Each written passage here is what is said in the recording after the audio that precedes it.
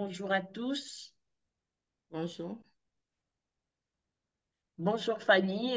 Bonjour à vous tous qui nous suivez tout le jour. Nous sommes aujourd'hui connectés sur cette rubrique des évangélisations pour notre émission. Nous savons bien, nous avons un grand thème qui est le pardon éternel du péché. Et aujourd'hui, le pasteur Freddy nous a amené un sous-thème qui est Satan, chef des religions. Bien-aimés, restez branchés. Si vous avez des questions, n'hésitez pas de nous écrire. Si vous voulez participer à l'émission, la voie est libre. Vous pouvez les faire. Écrivez-nous sur notre page MC Kalinga TV ou bien sur notre numéro Facebook, pourquoi pas sur notre page site YouTube.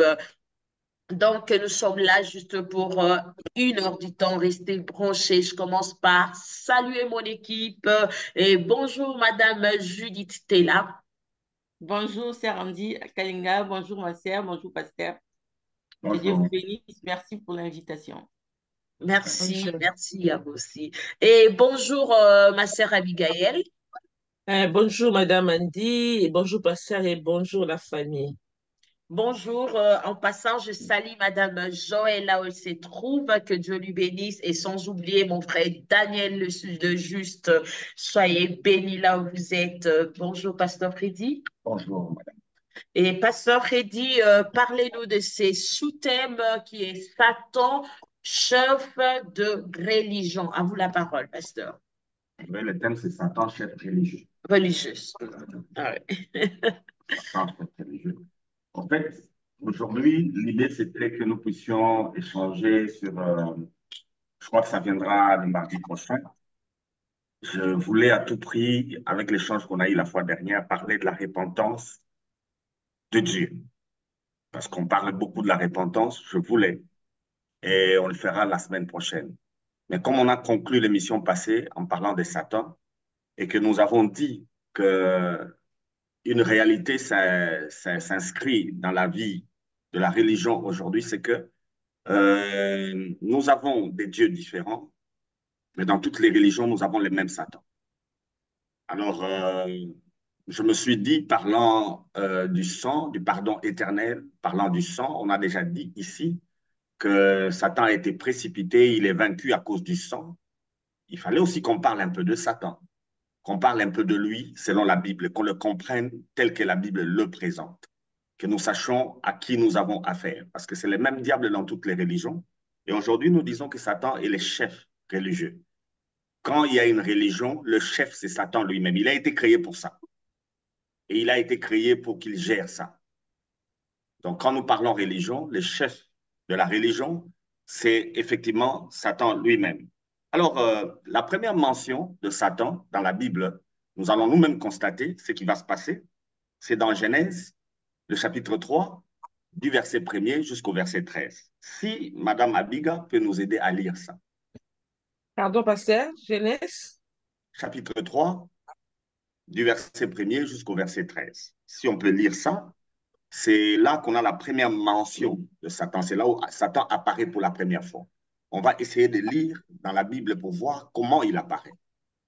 Genèse 3 du 1er jusqu'à 13. Oui, Les serpents étaient les plus rusés de tous les animaux des champs que l'Éternel Dieu avait fait. Il dit à la femme, Dieu a elle m'a dit, vous ne mangerez pas de tous les arbres du jardin. La femme répondit au serpent, nous mangeons du fruit des jardins, des arbres du jardin, mais quant au fruit de l'arbre qui est au milieu du jardin, Dieu a dit, vous n'en mangerez point et vous n'y toucherez point, de peur que vous ne mouriez. Alors le serpent dit à la femme, vous ne mourriez pas, mais Dieu sait que les jours où vous en mangerez, vos yeux s'ouvriront et que vous serez comme des dieux, connaissant les biens et les mal. La femme vit que l'arbre était bon à manger et agréable à la vue et qu'il était précieux pour ouvrir l'intelligence. Elle prit de son fruit et en mangea et en donna aussi à son mari qui était auprès d'elle. Il en mangea. Les yeux de l'un et l'autre s'ouvrirent et, et connut qu'il était nu. Et ayant conçu des feuilles de figuier, ils s'en firent des ceintures. Des ceintures. Alors il entendit la voix de l'Éternel Dieu qui parcourait les jardins vers le soir. Et l'homme et sa femme se cacha loin de la face de l'Éternel au milieu des jardins, au milieu des arbres du jardin. Mais l'Éternel Dieu appela l'homme et lui dit, où es-tu? Il répondit, j'ai entendu ta voix dans les jardins et j'ai eu peur parce que je suis nu et je me suis caché. Et l'Éternel Dieu dit, qui t'a appris que tu es nu?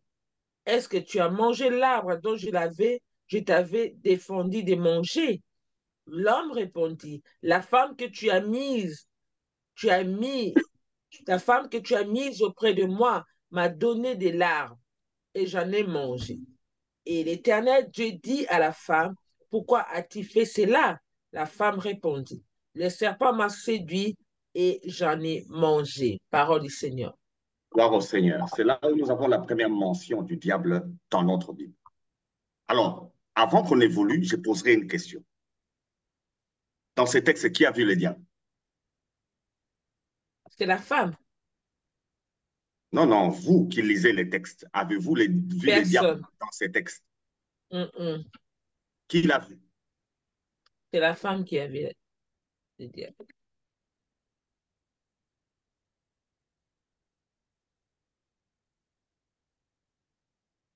Pasteur, vous êtes là. Non, non, nous lisons les textes, nous qui lisons les textes. Je parlais de nous qui lisons, je parlais de nous qui lisons les textes. Je ne parlais pas de ce qu'il y a dans le texte, nous qui lisons les textes. Est-ce que nous voyons le diable? Non. Il est invisible. Mon bien-aimé d'elle, ma sœur Judith, nous avons tous lu les textes et tous ceux qui nous suivent. Qui a vu le diable là-dedans? Personne.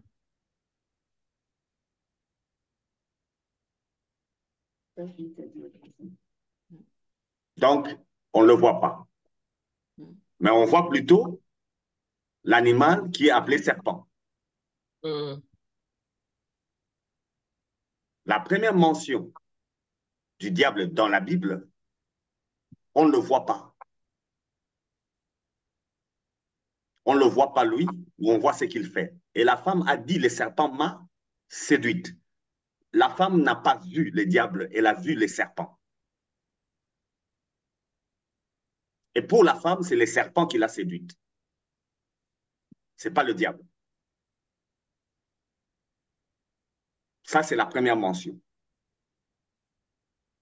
Et je prends Jésus, qui a été aussi face au diable. Je ne prends pas la première fois, je prends la deuxième fois quand il s'agit de la croix, parce que nous parlons du sang. Si vous pouvez nous lire, Madame Abiga, Matthieu 16, 23 et 24. Mm. Matthieu 16, 23 et 24. Je prends Matthieu 16.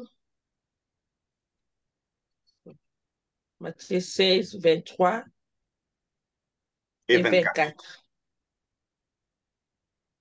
Mais Jésus se retourna, dit à Pierre, arrière de moi, Satan. Arrière de moi, Satan. Tu m'as né scandale. Tu mets en scandale. Tu mets en scandale car tes pensées ne sont pas les pensées de Dieu, mais celles des hommes. Alors Jésus dit à ses disciples, si quelqu'un veut venir après moi, qu'il reconnaisse à lui-même qu'il s'est chargé de sa croix et il me suive. Il me suive. On s'arrête là. Parole du Seigneur.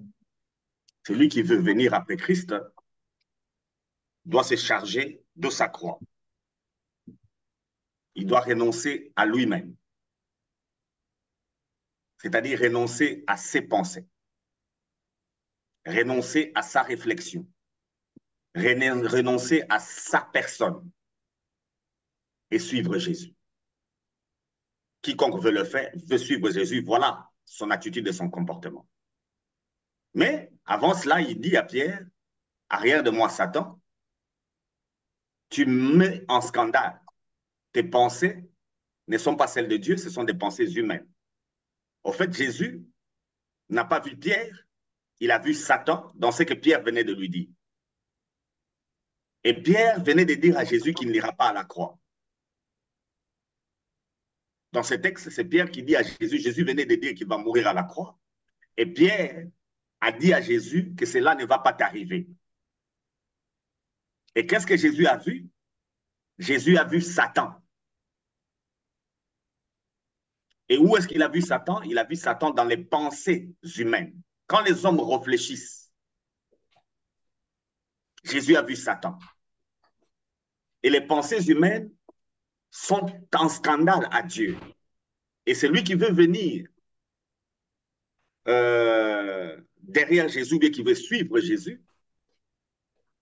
Cela vient de Jésus lui-même. Il doit se renoncer à lui-même, c'est-à-dire renoncer à ses pensées. Les pensées humaines sont des pensées diaboliques. Alors aujourd'hui, je suis en train de parler de Satan comme chef religieux. On va bien se comprendre. Troisième mention, je prends Satan toujours dans le Nouveau Testament, cette fois-ci en face de Jésus, où il n'y a aucune personne, il n'y a que Jésus et lui. Je le prends dans ce contexte-là. Ici, dans le premier texte, on a vu que les serpents. Dans le deuxième texte, c'est Pierre qui parlait avec Jésus, mais Jésus a vu Satan. Et dans le troisième texte, nous pouvons prendre Luc 4, Madame Abiga.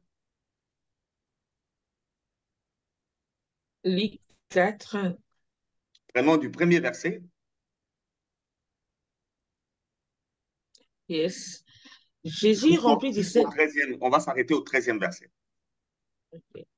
Oui. Jésus rempli du Saint-Esprit revint du Jourdain et il fit conduire par l'Esprit de Dieu dans le désert, où il fit tenter par le diable pendant 40 jours.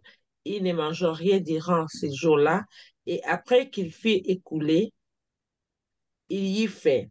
Le diable lui dit, si tu es fils de Dieu, ordonne à cette pierre qu'elle devienne du pain. On Jésus peut s'arrêter répondit, d'abord là, Madame Abiga. On va y aller graduellement.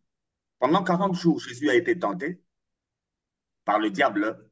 Il ne s'est rien passé. Il ne s'est rien passé jusqu'au 40e jour quand Jésus a eu faim. Pendant 40 jours, il a été tenté. Il ne s'est rien passé. Il était tenté. Mais rien ne s'est passé. Et quand Jésus a eu faim, le diable lui a parlé. Et qu'est-ce qu'il lui dit? Si tu es fils de Dieu, fils de Dieu. ordonne. Si tu es fils de Dieu, ordonne à cette pierre qu'elle devienne du pain. Okay. Et Jésus répond.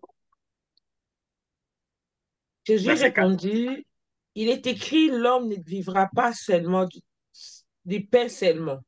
Quelle est la pensée de tous les humains aujourd'hui? Quand on dit on doit vivre, quelle est la pensée de tous les humains? On cherche le pain. Si vous n'avez pas le pain, vous n'allez pas vivre. Ça, c'est la pensée de toute l'humanité. Et n'oubliez pas que Jésus a dit que les pensées humaines sont les pensées diaboliques. Et c'est sous cette base-là que le diable a commencé avec Jésus. Il a eu faim. Nous avons parlé du corps. Madame Abiga, Jésus est rempli du Saint-Esprit. Jésus, pendant 40 jours, a vaincu Satan. Satan l'a tenté. Satan n'a pas su le faire tomber pendant 40 jours. Est-ce que ça a épargné Jésus d'avoir faim? Non. Il a eu faim. Soyez l'homme le plus spirituel que vous voulez. Quand vous n'avez pas mangé, vous aurez faim. D'ailleurs, dans la plupart des retraites, c'est au 3e jour que les gens commencent à avoir des visions. Le plus souvent, c'est au 3e jour que les gens commencent à avoir des visions. Les visions-là ne viennent pas de Dieu, c'est la faim.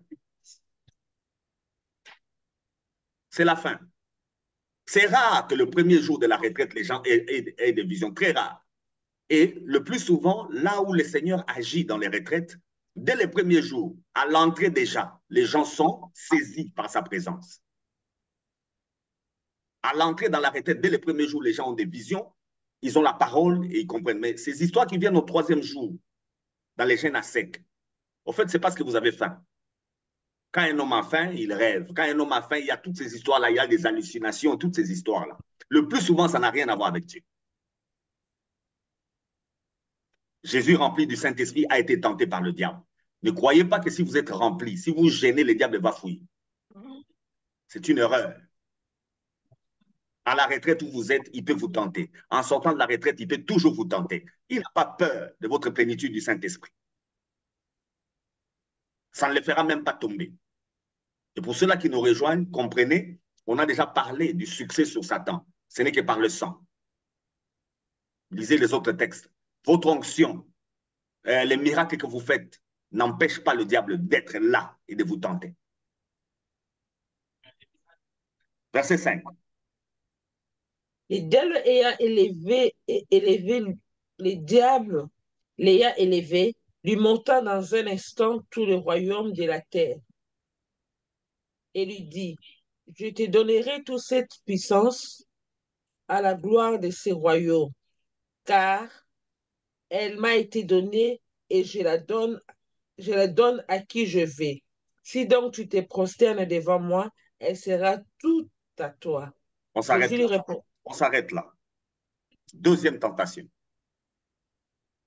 En un instant, il lui montre le royaume du monde entier.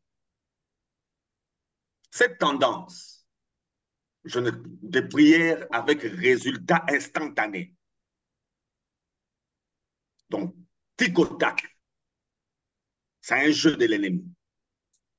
En un instant, il lui montre tous les royaumes du monde, en un seul instant. Et il lui dit, tu te prosternes devant moi et tu as tout ça. Ces genres de paroles ne viennent pas de Dieu. Ces genres de prédications et ces genres de pensées ne sont pas de Dieu. C'est de la magie. Et c'est satanique. Qu'est-ce que Jésus répond? il est écrit, tu adoreras le Seigneur ton Dieu et tu le serviras lui seul. On peut s'arrêter d'abord là. Quel rapport entre recevoir tout et adorer Dieu? Quel rapport entre recevoir tout et adorer Dieu? L'homme, pour tout avoir, est prêt à s'agenouiller devant autre chose que devant Dieu. Il y a un grand rapport entre le bien matériel et l'adoration, un très grand rapport. C'est à ce niveau-là que nous devons aussi comprendre les offrandes et toutes ces choses. J'ai entendu une discussion liée aux offrandes et toutes ces choses-là. Nous devons comprendre, il y a une adoration dans la gestion du matériel que vous avez. Il y a un grand rapport entre l'adoration et la gestion du bien que vous avez. Mais Satan dit à Jésus, tu te prosternes, en un instant, je te donne tout. En fait, si on se prosterne devant Satan, on peut avoir toutes ces choses. Et c'est un jeu pour éloigner de l'adoration due à Dieu. Parce que Jésus vient de dire, on n'adore que Dieu seul. N'oubliez pas, il a dit à Pierre et aux disciples, c'est lui qui veut venir après lui, qu'il renonce à lui-même et qu'il se charge de sa croix. On continue. Verset 9. Les diables les conduisit encore à Jérusalem, les plaça sur le haut temple et lui dit, si tu es fils de Dieu, jette-toi ici en bas, car il est écrit, il donnera des ordres à ses anges à ton sujet, afin qu'ils te gardent. Et il te portera sur les mains, de peur que ton pied ne heurte contre une pierre. Jésus répondit, il est dit, tu ne tenteras point le Seigneur ton Dieu. Après l'avoir tenté de toutes ces manières, le diable s'éloigna de lui jusqu'à un moment favorable. Parole du Gloire au Seigneur. Seigneur. Avant qu'on évolue, je dirais à quelqu'un, parce que nous parlons de Satan, il y a toujours un moment favorable pour Amen. lui. Il y a toujours un moment favorable pour lui Amen. par rapport à vous. Amen. Si vous pensez qu'il va disparaître, vous vous trompez. Il y a toujours un moment favorable. Il s'est éloigné, il attendait un moment favorable.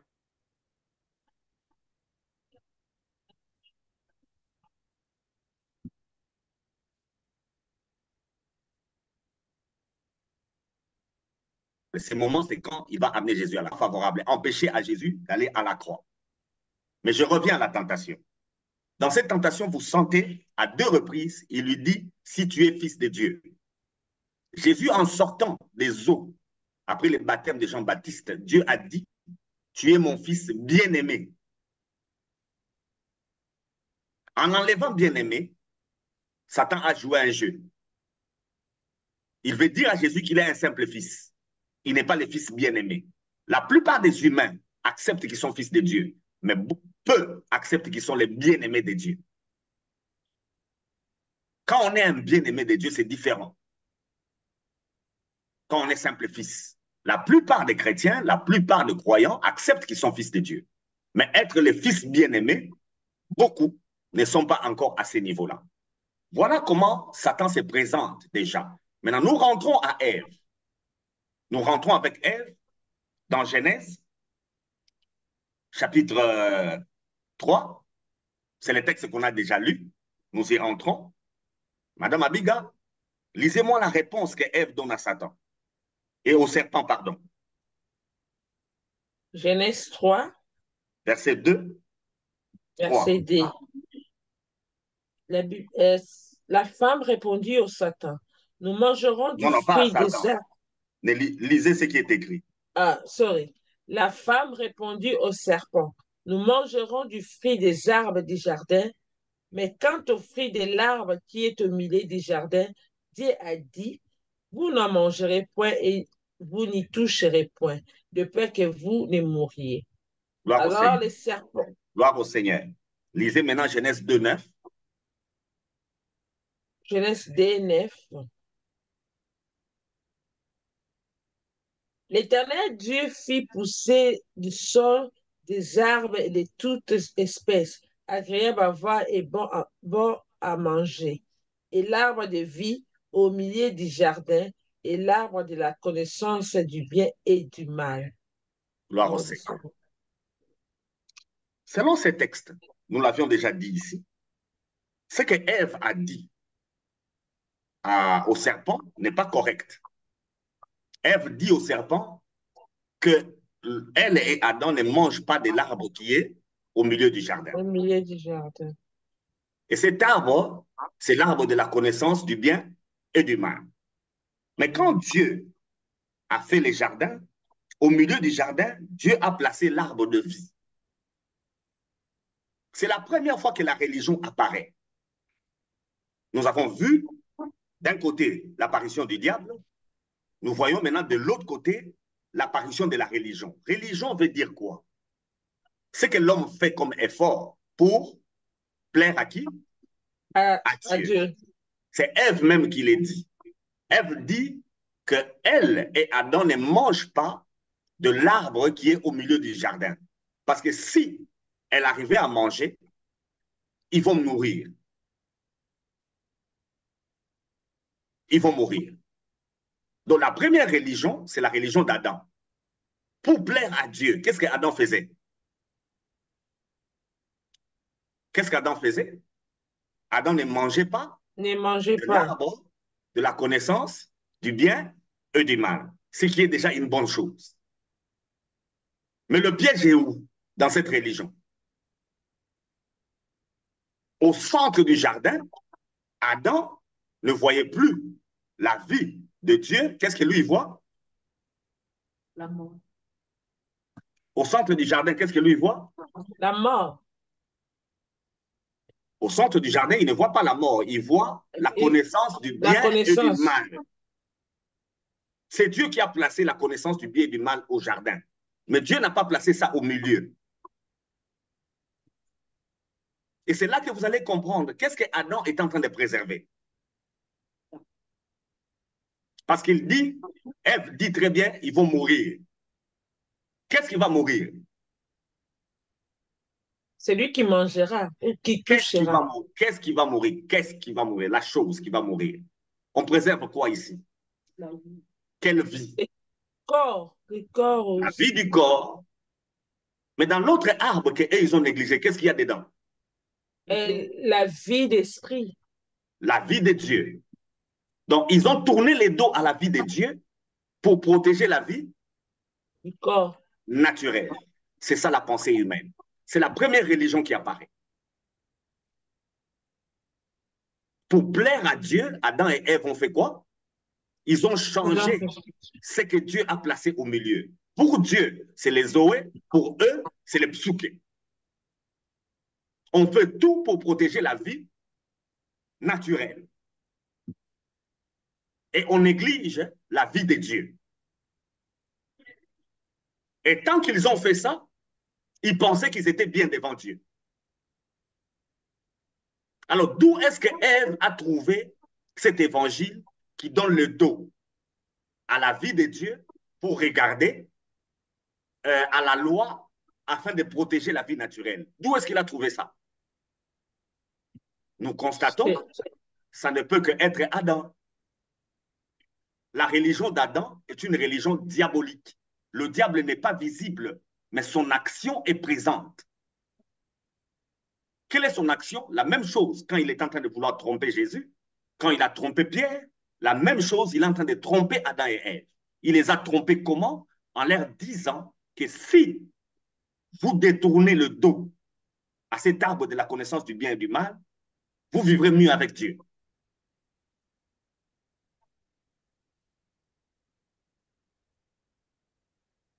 Alors, je peux m'arrêter d'abord ici. Sinon, je risque de beaucoup parler. Merci, pasteur. Maintenant, la voix est libre. Parmi nous, s'il y a quelqu'un qui a une question sur base de ce que le pasteur vient de dire, Madame Abigail, vous avez une question, une préoccupation pour dire mieux? Merci, pasteur. Tout au long de votre exposé, vous avez souligné quelque chose que vous avez passé vraiment. Je ne sais pas si on doit parler, mais pour la question, pour l'émission d'aujourd'hui, on attend seulement que vous pouvez encore vous ouvrir encore plus profond pour encore avoir des questions à poser. Mais vous avez dit que non, il y a beaucoup de gens en ce moment qui n'aiment pas être le bien-aimé de Dieu, mais qui aiment être les amis. C'est ça ce que vous avez dit. On est en train de dire si tu es le fils de Dieu. Mais Dieu Yeah, avait dit à Jésus, yes, tu es le fils bien-aimé de Dieu. yes. Tu es On mon aime fils bien-aimé. on aime être les fils de Dieu, pas être les bien-aimés, les fils de Dieu, Le fils bien-aimé de Dieu. les fils bien-aimés de Dieu. Mais Ouais. y a-t-il la différence entre les deux? Parce que quelqu'un d'autre pourrait dire que non, je suis le fils de Dieu. C'est la même manière pour lui, quand on lui dit tu es le bien-aimé de Dieu, le fils bien-aimé de Dieu, c'est ça. Il ne voit pas la différence, il ne voit pas l'échange là-dedans. Mais quand vous le dites, c'est comme s'il y a une différence, une grande différence entre être le fils et le fils bien-aimé de Dieu. Vous allez constater que dans la Bible, Job 1:1, on a dit que les fils de Dieu se sont approchés de Dieu. Fils de Dieu à ce niveau-là, il s'agissait des anges. Et Satan était parmi eux. Okay. Et Satan était parmi eux. Au fait, Jésus est le fils bien-aimé de Dieu. Il y a une grande différence quand on ajoute l'amour. Quand un enfant reconnaît qu'il est fils de son père, c'est différent que quand un enfant reconnaît qu'il est le fils bien-aimé de son père. C'est très différent. C'est très différent dans son comportement et dans sa relation même. Jésus est le fils bien-aimé de Dieu. Il n'est pas seulement fils de Dieu. Satan joue sur les jeux en mettant Jésus au même niveau que lui. En voulant Yeah. mettre Jésus au même niveau que lui. Et par rapport au verset de Job, et lorsque Ouais, les fils de Dieu s'est présenté, les Satan aussi s'est présenté. ouais. Il veut mettre Jésus au même niveau que les anges, au même niveau que lui. Ok. Et à ce niveau-là, il peut manquer. À ce niveau-là, il peut avoir des limites. À ce niveau-là, il peut y avoir beaucoup de choses du côté de Jésus. Ok. Donc la tentation, c'est ce qu'il a fait avec Adam et Ève. Avec Adam et Ève, il a détourné pratiquement le centre que Dieu a placé. Dieu a dit dans sa parole, Genèse, quand il fait les jardins, au centre, il place la vie. Au centre, il n'a pas placé la connaissance du bien et La du mal. connaissance du La bien et du connaissance mal. du bien et du mal n'est pas le centre de la relation avec Dieu. Dieu n'a pas besoin que nous ayons toute cette connaissance-là. Parce que quand les gens entendent que mon peuple périt par manque de connaissance, tout le monde commence à chercher la connaissance. Ce n'est pas l'objectif de Dieu. Mais parce qu'il y avait des arbres là-dessus. Non? Il y avait Oui. des arbres. Qu'est-ce qui est au Mais centre? Qu'est-ce qui est au milieu? c'était l'arbre de vie et la connaissance du bien et du mal. Ah bon? Vous pouvez avoir deux milieux? C'est possible d'avoir deux milieux? En fait, les milieux, si on peut l'expliquer, c'est un Mais point. c'est ce Les milieux, c'est un point. Quand vous qu'on avez deux points, entend. C'est ce oui, oui, allez-y. lorsque vous avez des points. Un milieu ne peut pas être deux points. Même quand vous faites votre cercle, vous ne mettez pas deux points pour faire son milieu. D'accord, pasteur, la Bible dit, excusez-moi, Ouais. Madame Abigail, je vous complète juste. Parce que quand on parle de milieu, on a dit au milieu, il y avait l'arbre de vie et de connaissance du bien. On n'a pas précisé quel arbre. C'est vrai, on a commencé par dire l'arbre de vie et Madame, de... réalisez, ce qu'elle dit n'est pas ce qui est écrit. Madame Abigail, réalisez un peu, s'il vous plaît. Genèse 2:9. L'Éternel Dieu fit pousser du sol des arbres, parce qu'on dit des arbres de toute espèce, agréables à voir et bons à manger. Et l'arbre de la vie au milieu du jardin et l'arbre de la connaissance du bien et du mal. Dans ce Et texte, l'arbre, qu'est-ce qui est au milieu? on commence d'abord par l'arbre de vie, et puis il y a virgule, et dit et. Donc, comment vous rejetez toutes les conjonctions que vous trouvez là? Et, On a fait Non, plusieurs arbres. On a fait plusieurs arbres. Un. yes. Et puis, est l'arbre de vie au milieu Mhm. est l'arbre de la connaissance. Cette conjonction-là, elle vous sert à quoi? Donc, par là, on sous-entend que ce qui était au milieu, c'était seulement l'arbre de vie. Et Wow. l'arbre de la connaissance du bien et le mal, c'était comme tous autres arbres qui étaient là. Waouh, parce que vous, là, vous allez très loin. Il faut vous encore des réflexions pour connaître Maintenant, cela. quand Ève parle avec les serpents, qu'est-ce que Ève dit?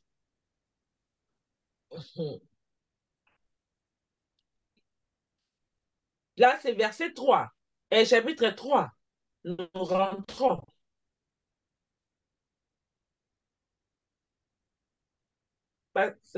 Chapitre 3, le verset 2. Chapitre 3, le Chapitre verset 2. 3, le Réalisez verset ce 2, la qu'Ève a Bible dit. dit, la femme répondit au serpent, nous mangeons du fruit de l'arbre, des arbres du jardin, mais quant au fruit de l'arbre qui est au milieu du jardin, Dieu a dit, tout. Vous n'y toucherez pas. Quel est ce fruit qu'elle, elle voit au centre auquel on ne touche pas? C'est l'arbre de vie, du mal. La connaissance du bien et du Connaissance mal. du bien et du mal. Et cette façon de réfléchir, elle est venue d'où? Des pensées de l'homme. C'est-à-dire? Satan. Ça veut dire Mais que c'est c'est l'homme Satan. qui lui. Non, c'est l'homme qui passe. Mais Adam et Ève, lorsque Ève est venue, la personne qui devait lui montrer ce qu'il faut faire dans les jardins d'Éden, c'était Adam. Et ce que Ève est en train de rapporter au serpent, c'est ce qu'on lui a enseigné. C'est ce qu'on lui a dit. Donc, comme aujourd'hui, ce que nous pouvons dire, c'est que nous, lorsque nous disons que non, l'arbre des connaissances des biens et du mal est au milieu du jardin, c'est ce qu'on nous prêche, c'est ce qu'on nous dit. Et c'est cette connaissance qu'on est en train de nous donner. C'est là aussi que nous disons que non, l'arbre de la connaissance du bien et du mal était au milieu. Alors, ceux qui nous enseignent sont des religieux. C'est par la religion qu'on nous enseigne ça. Maintenant, on regarde bien. Qui est le chef de ces enseignements? C'est les diables. Quand Jésus est face à Pierre, il n'a pas vu Pierre. Jésus a vu Satan. Parce qu'on venait de lui dire de ne pas aller à la croix. Sa mission, c'est aller à la croix. Mais quelqu'un s'élève par amour, d'une manière naturelle. Pierre veut protéger son maître. Il lui dit, tu ne mourras pas. C'est comme vous, aujourd'hui, vous me voyez aller vers la mort, vous me protégez. Tout le monde va vous applaudir, tout le monde dira que vous êtes quelqu'un de bien. Vous m'avez épargné de la mort. Mais c'est Satan. Mais parce que au début, là, vous avez dit que non, toute pensée humaine est diabolique. Oui. Mais lorsque on nous prêche ou lorsque nous écoutons la prédication des autres, on nous dit que non. Dieu aussi utilise la pensée de l'homme pour lui parler. Et quelque chose qui peut venir sur tes pensées, puis tu peux dire que non, c'est Dieu qui m'a dit de faire cela. Mais si réellement la pensée de l'homme est diabolique, et comment nous pouvons nous attacher aux pensées lorsque Dieu, est-ce que Dieu peut-il nous parler par nos pensées si c'est diabolique? Là, on va commencer à douter. Jésus a été clair. Celui qui veut venir après lui, qu'est-ce qu'il doit faire? Il doit se renoncer Renoncer à quoi? à ses pensées. Donc, vous devez renoncer à vous-même. L'ego, vous devez y renoncer. Si vous n'y renoncez pas, croyez-moi, vous êtes à la merci de l'ennemi. Mais parce que c'est ça, c'est là où il y a un problème. Je me renonce. Mais est-ce que c'est Lisons vrai les ou textes. faux? Lisons les Dieu textes. parle aussi. Quittons les réflexions, lisons les textes bibliques. Et si nous allons dans les réflexions, nous allons tomber entre les mains de celui-là qui gère ça. Rentrons dans les textes des Écritures. Prenez-moi le Proverbe 14. On commence par ça et puis on va rentrer dans 1 Corinthiens 2. Proverbe 14. Proverbe 14, Prenez-moi le verset 12, par exemple. Et puis on va aller dans 1 Corinthiens 2. verset 12. Telle voie paraît droite à un homme, mais son issue, c'est la voie de la mort. Quoi ça? Réalisez encore. Telle voie paraît droite à un homme, mais son issue, c'est la voie de la mort. Donc, quand vous êtes dans vos projets là, quand vous réfléchissez, vous pensez à quoi? À la réussite. Vous pensez que c'est droit, vous pensez que c'est le succès, vous pensez que vous allez réussir. Quelle est Mhm. l'issue? Quelle en sera C'est la l'issue? mort. C'est la mort.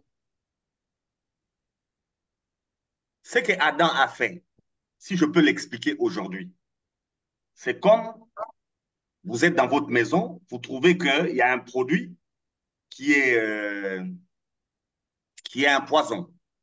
Maintenant, vous ne voulez pas que vos enfants euh, y touchent, parce que c'est un poison.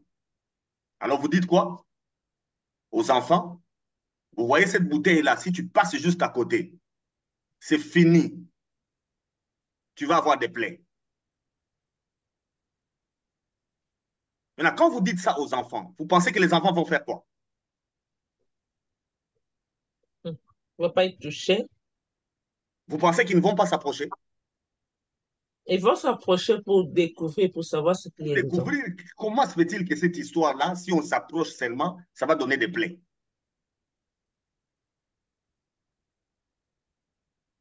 Cette façon de faire est dangereuse et n'est pas de Dieu. Mais allons dans 1 Corinthiens 2, pour que ça soit plus clair. Je prends un seul verset, mais à la maison, lisez du verset 1er jusqu'au même au verset 14. Mais lisez-moi juste 1 Corinthiens 2, 8. Sage- sa- sagesse, sagesse qu'aucun des chefs de ce siècle n'a connue, car il use comme ni, il n'aura pas crucifié le Seigneur de gloire. Sagesse, il s'agit de la pensée de Dieu, de la sagesse de Dieu. C'est de ça qu'un Corinthiens 2 parle. Maintenant, cette sagesse n'a pas été connue par les chefs de ce siècle. S'ils avaient connu ça, ils n'auraient jamais, alors jamais, participé à la crucifixion de notre Seigneur Jésus. Quand il s'agit de la pensée de Dieu, quand il s'agit de Dieu, Madame Abiga, même à 0,00001%, ta pensée ne peut pas être dedans. Amen. Il y a un verset que j'entends beaucoup de gens lire ou bien prononcer, mais ils ne le lisent pas bien. C'est Isaïe 55. Lisons ça un peu. Il est souvent cité dans nos églises, souvent cités par des chrétiens, ce texte-là, mais ce n'est pas comme c'est écrit. On les Ésaïe cite 59. différemment. 55. Ah, Ésaïe, sorry. 55, verset Attendez, attendez. Non, non, c'est 54. Hein? 54. Je cherche là où on dit tes pensées.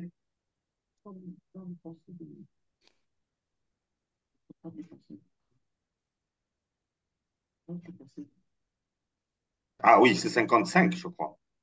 Retournons dans 55. C'est 55. Oui. Mhm. Verset 8. 55, verset 8.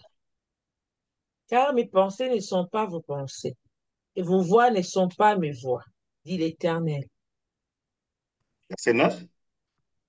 Autant les cieux sont élevés au-dessus de la terre, autant mes voix sont élevées au-dessus des voix de vos voix, et mes pensées au-dessus de vos pensées.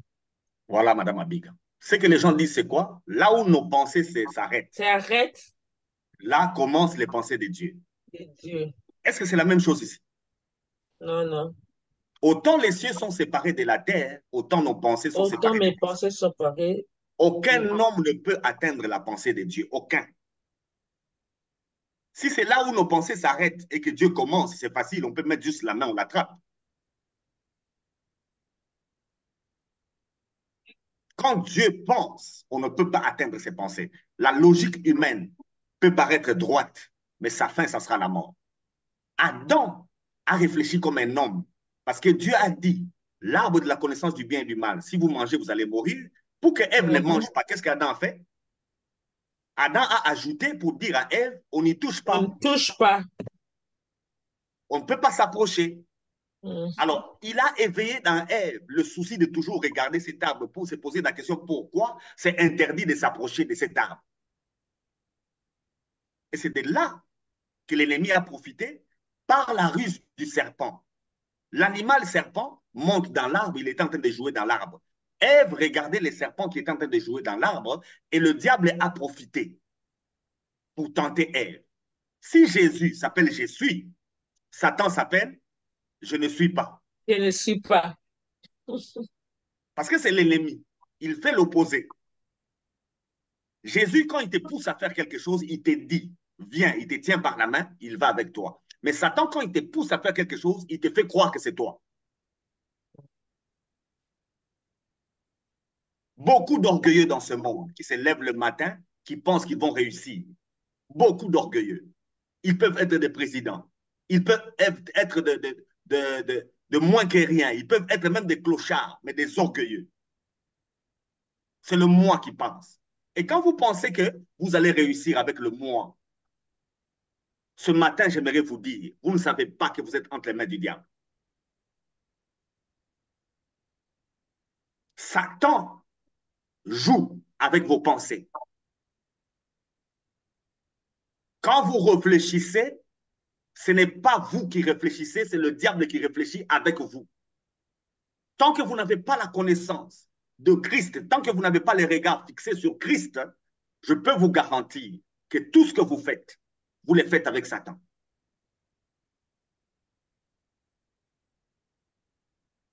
Ça, c'est le point de départ. Le salut est selon Dieu. Le salut n'est pas selon les hommes. Le salut n'est pas selon les hommes. Quel est le but de l'arbre de la connaissance du bien et du mal? C'est lui qui nous rejoint aujourd'hui. Il peut suivre les autres vidéos. On a déjà dit quel est le but de l'arbre de la connaissance du bien et du mal. Le but de la loi, c'est que vous péchiez. La loi a été donnée. Si Dieu a placé l'arbre de la connaissance du bien et du mal dans le jardin, c'était pour que l'homme et la femme mangent de ça, qu'ils aient la connaissance du bien et du mal et qu'ils comprennent qu'ils sont perdus. Et qu'en finalité, lui, Dieu, les amène à la vie. Parce qu'il est pratiquement impossible, Madame Abiga, c'est là votre question, pourquoi Dieu peut travailler avec nos pensées, pourquoi Dieu peut travailler avec notre cerveau. Au fait, Dieu nous a donné ses corps pour que nous soyons convaincus que nous sommes perdus. Et après avoir été convaincus que nous sommes perdus, que nous puissions nous tourner vers le sang que Jésus a versé pour être sauvés. Maintenant, la religion a comme travail qu'on se détourne de ce que Jésus a fait pour regarder ailleurs. Ça sera mon émission prochaine où on va parler de la repentance de Dieu. Mais aujourd'hui, je vous présente d'abord Satan. Deuxième apparition de Satan.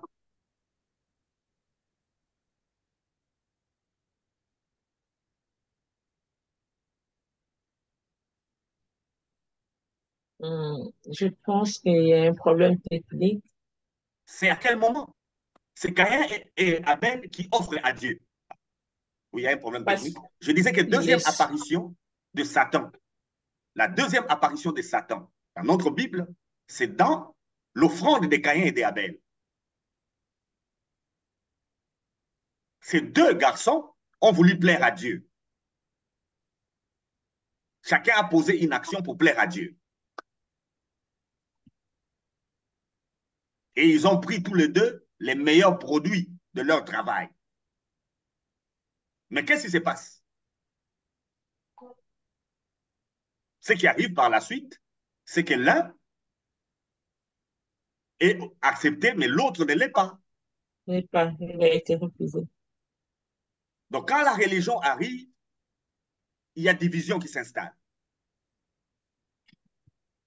Quand la religion arrive, l'autre prie, il est exaucé, l'autre prie, il n'est pas exaucé. Avec la religion, c'est comme ça que ça se passe.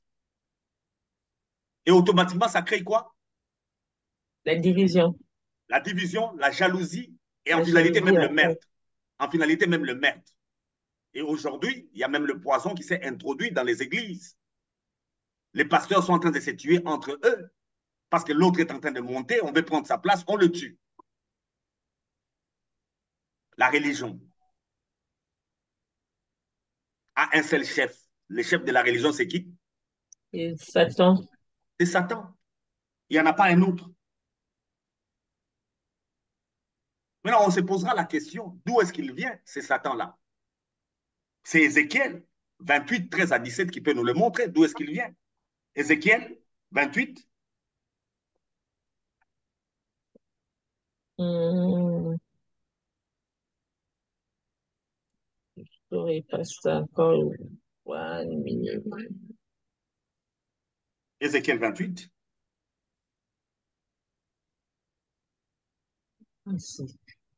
Ézéchiel 28. 13 jusqu'à 17. Ézéchiel 28, 13 à 17. Il était en Éden, les jardins de Dieu. Pas il. Oh, tu étais en Éden, les jardins de Dieu. Tu as été couvert de toute espèce de pierres précieuses, des sardoines, des topazes, des diamants, des, des, des, des chrysolites, d'onyx, des jaspis, des japhis, Des jaspes, de des, saphir. des jastes, des saphirs, des scarboucles, des méraudes et d'or. Tes tambourins et tes flûtes étaient à ton service, préparés pour le jour où tu fus créé. Tu as été un chérubin protecteur aux ailes déployées. Je t'avais placé et tu étais sur la sainte montagne de Dieu. Tu marchais au milieu des pierres étincelantes. Tu as été intègre dans tes voies depuis le jour où tu fus créé, jusqu'à celui où l'iniquité a été, jusqu'à celui où l'iniquité a été trouvée chez toi. Par la grandeur de ton, par la grandeur de ton commerce, tu as été rempli de violence et tu as péché. Je t'ai précipité de la montagne de Dieu et je t'ai fait disparaître, chérubin protecteur du milieu des pierres étincelantes. Ton cœur s'est élevé à cause de ta beauté, car tu as corrompu ta sagesse par ton éclat. Je t'ai jeté par la terre je t'ai livré en spectacle au roi Gloire au par la... Seigneur. On s'arrête là. On s'arrête là. Dieu n'a jamais créé le diable. Dieu n'a jamais créé Satan. C'est pour répondre à la question, il vient d'où? Dieu n'a jamais créé le diable. Dieu n'a jamais créé Satan. Dieu a créé un ange qui avait la charge de conduire l'adoration qui est due à Dieu. Et cet ange, en regardant sa beauté, en regardant sa personne, en se tournant sur lui-même, a vu qu'il méritait qu'on le regarde lui aussi. Il a voulu se faire égal à Dieu. Ça, c'est Ésaïe qui nous l'a dit. Il a dit qu'on le regarde lui. Et à partir de ce jour-là, il a été chassé, il a été précipité. Et c'est cet être-là, spirituel, Satan veut dire euh, un ange déchu, ou bien un esprit du mal. Quand le mal est là, il y a un esprit qui agit. Et cet esprit-là, c'est l'esprit de cet ange. Un esprit du mal. Ça veut aussi dire démon, diable. Mais Satan veut dire ennemi, rebelle, opposant. Il est devenu, à partir de ce moment-là, opposant. Si Jésus, c'est Dieu qui sauve, lui, il est devenu l'opposant. Il veut que les gens ne soient pas sauvés. Il est devenu accusateur. Il veut dire au Père, ces gens ne peuvent pas être sauvés. Voilà son travail. Son travail, c'est amener les gens loin du salut. Jésus veut sauver les gens, lui, il veut le perdre. C'est ça son travail. Et la meilleure façon de le faire, pour lui, c'est la religion. C'est la religion. Il veut que les gens plaisent à Dieu par un autre moyen, qui est par le moyen que Dieu a mis en place, qui est Christ.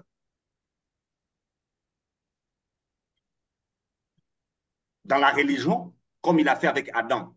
Adam, par rapport à l'arbre de la connaissance du bien et du mal, comme il a fait avec Caïn et Abel dans les offrandes, il a continué avec ça, avec Moïse, il est passé par David, il a évolué jusqu'à ce jour. Et même devant Jésus, c'est ce qu'il dit. En un instant, je te donne tout ça si tu te prosternes devant moi.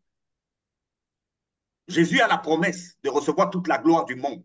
Mais comment? En mourant à la croix. Mais lui, il lui dit, en un instant, tu n'as pas besoin d'aller souffrir à la croix. Ici, sur place, si tu acceptes de m'obéir, ça passe. Et c'est ça, la prédication aujourd'hui. La prédication d'aujourd'hui, on ne peut plus faire des disciples. Les gens ne sont plus d'accord de marcher en disciples. Les gens sont prêts, à cause d'une prière, à cause des jeûnes, à cause d'une retraite, qu'on ait la solution à nos problèmes. Les chefs de la religion, les chefs de toute action pour plaire à Dieu, c'est le diable. C'est le diable. Toute action qui vous plaise à vous. Quand vous pensez que votre ligne est droite, la finalité, ça sera la mort. La finalité, ça sera la mort. C'est ici qu'il y a plusieurs textes que nous pouvons lire ensemble par rapport à ce que Jésus a dit à Pierre.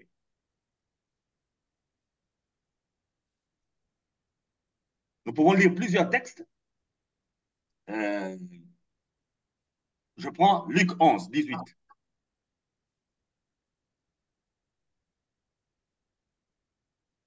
Luc 11, 18. 18.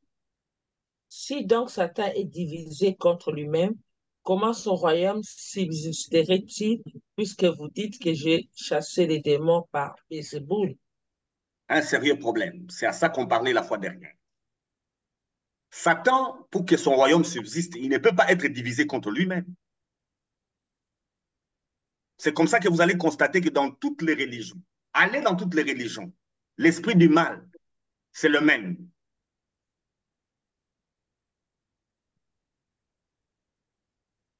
C'est le même, l'esprit du mal. On peut se séparer par rapport à comment nous sommes sauvés, mais on n'est pas séparés par rapport à comment nous sommes tentés, par rapport à comment nous faisons le mal. Là, on n'est pas séparés.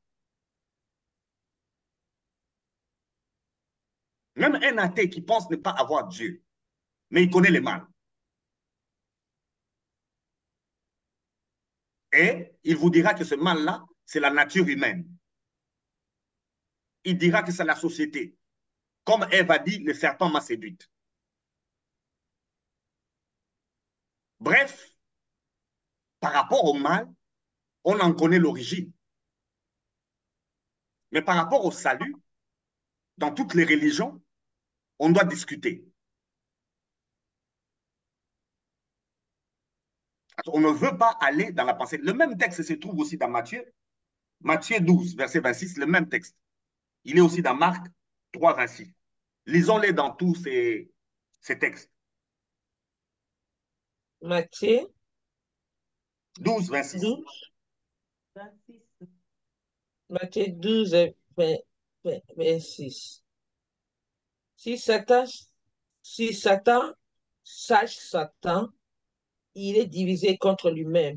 Comment donc Mhm. son royaume subsistera-t-il? Si le royaume de Satan existe maintenant, Satan ne peut pas chasser Satan. Satan ne peut pas chasser Satan.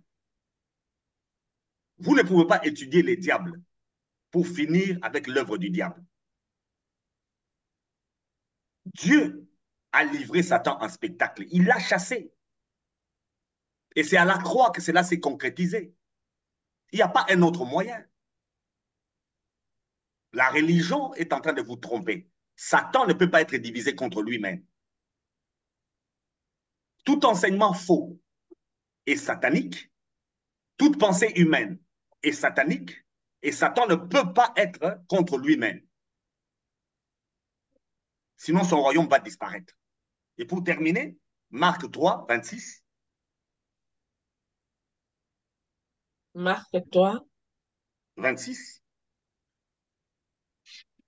26.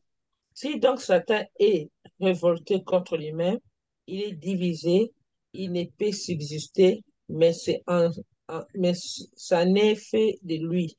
Mais ça n'est Si fait de Satan lui. est révolté contre lui-même, il ne peut pas subsister.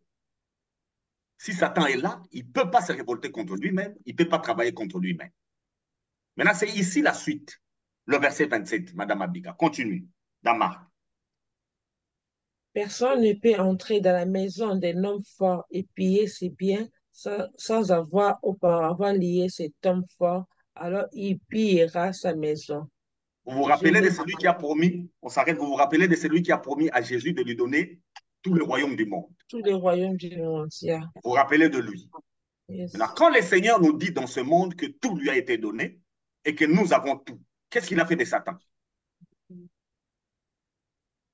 Yeah. Mais Il, Satan n'est rien devant nous.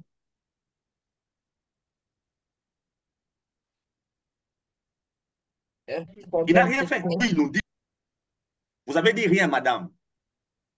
Ok. Il n'a rien fait de Satan. Non, Que il dit lui le a verset 27? lié. Verset dit, personne ne peut entrer dans la maison d'un homme fort et piller ses biens sans avoir auparavant lié cet homme. Donc, Jésus a lié cet homme fort, qui est Satan. Voilà. Donc, dans ce monde, pendant que je parle, le diable n'a plus de force, il n'a plus de puissance, il n'a plus rien parce qu'il est lié. Amen. parce que nous les délions, comme nous les délions, nous les lions. C'est ça son jeu. C'est ça son jeu. Quand vous réfléchissez, quand vous pensez, c'est ça son jeu. Il vous dit que ce n'est pas lui, c'est vous. Mais les textes des Écritures sont clairs. On ne peut pas entrer dans la maison d'un homme fort, prendre ces histoires si au préalable, on ne l'a pas encore lié. Satan a dit à Jésus que ce monde lui appartient. Et Jésus n'a pas dit non. à la croix, il a livré un spectacle, il a récupéré tout le pouvoir qu'il avait. Et aujourd'hui, il nous l'a donné. Mais quelle est cette religion qui nous pousse à dire que le diable a encore quelque chose et qu'il est encore puissant? C'est quoi cette religion? Si ce n'est pas la religion qui rétablit le diable par lui-même. Mais 1 Corinthiens 2,8 est clair. Les chefs religieux, s'ils connaissaient, ils n'allaient pas livrer les seigneurs de gloire. Donc les chefs religieux sont entre les mains du chef religieux qui est Satan.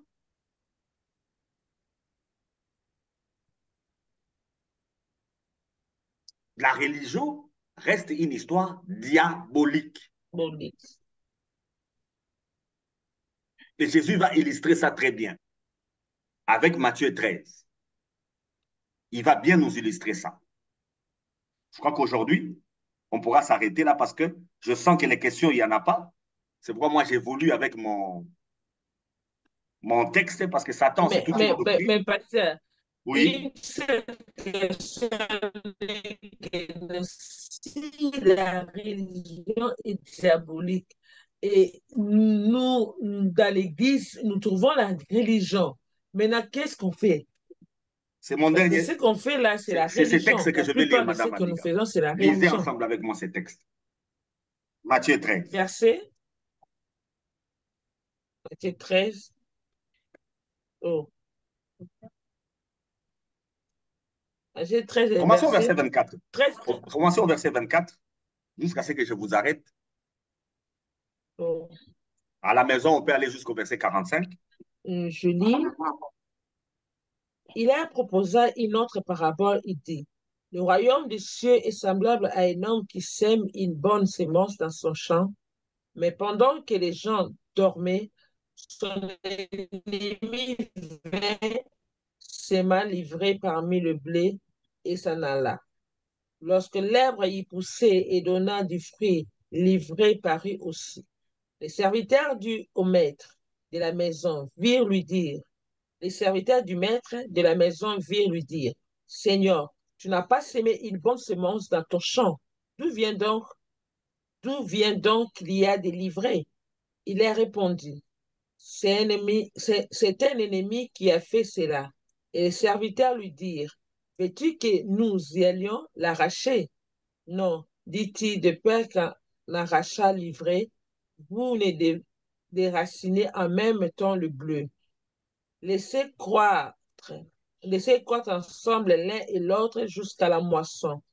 Et à l'époque de la moisson, je dirai aux moissonneurs, arrachez d'abord l'ivraie et liez-la à gerbe pour la brûler, mais amassez le blé dans mon grenier.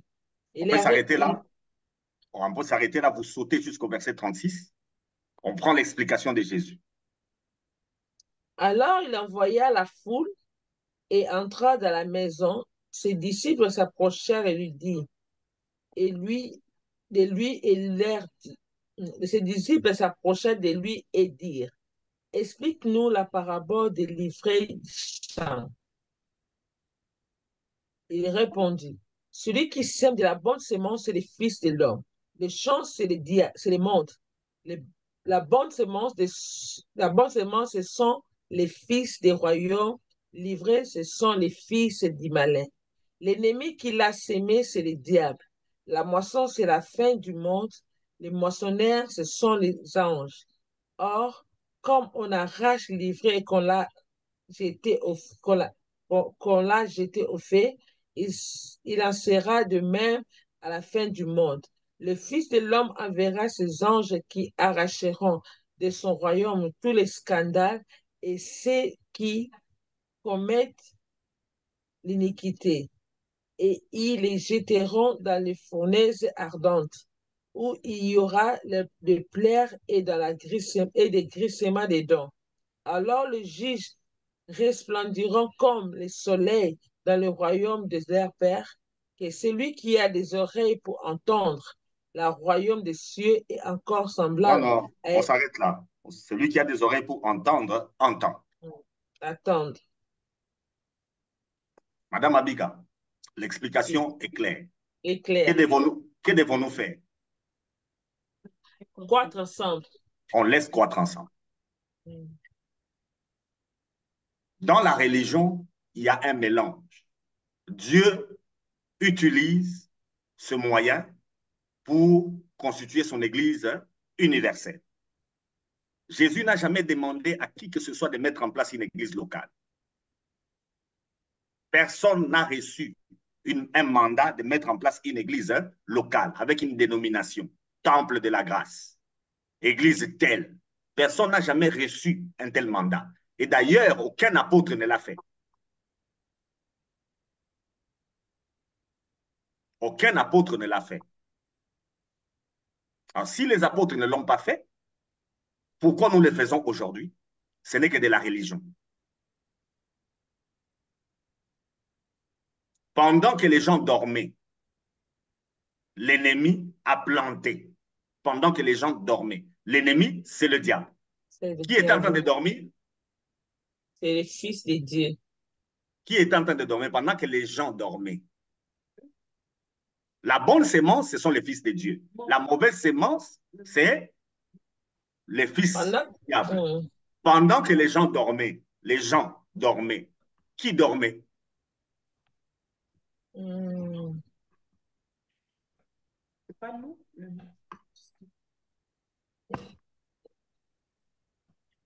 Pendant que les gens dormaient. Ce sont les semeurs.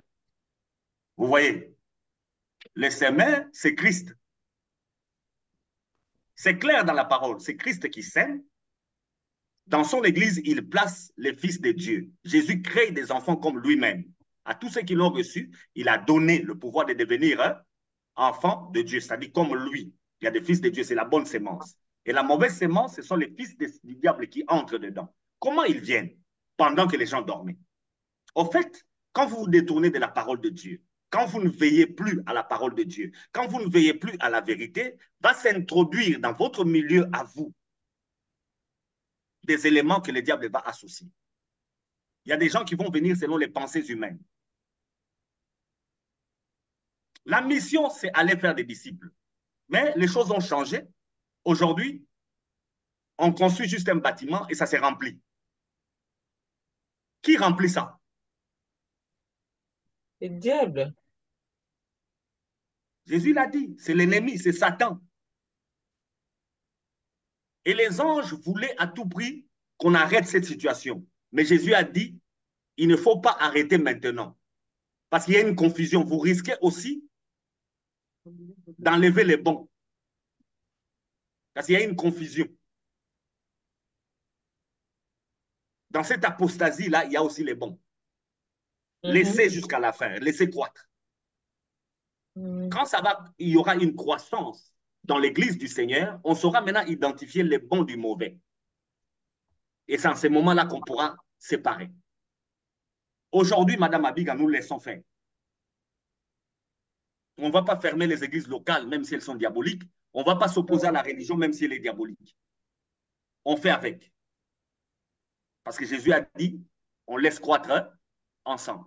Ensemble.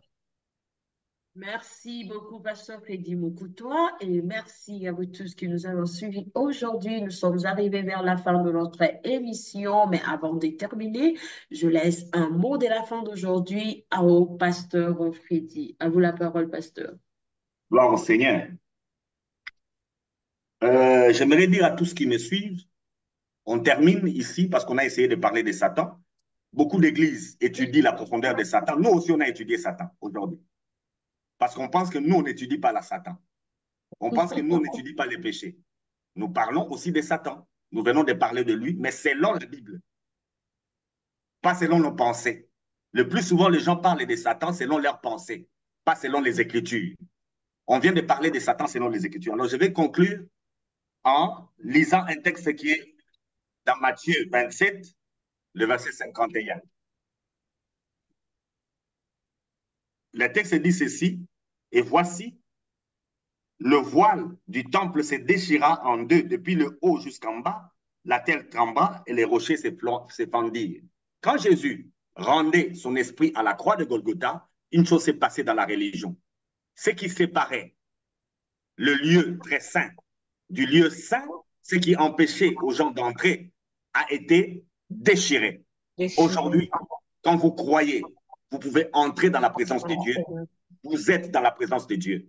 Amen. Soyez dans cette assurance et que personne ne vous culpabilise. Quand vous avez la foi, vous avez la possibilité d'être en contact avec votre Dieu. Il est votre Père, vous êtes son fils bien-aimé. Ne doutez jamais de cela et que Dieu vous Amen. bénisse. Amen. Amen, Amen. amen. Merci beaucoup, Pasteur Freddy Moukoutoua. Que Dieu vous bénisse aussi. Soyez bénis. On se voit à la prochaine. N'hésitez pas de partager la vidéo. Merci. On est ensemble, les familles. À la prochaine.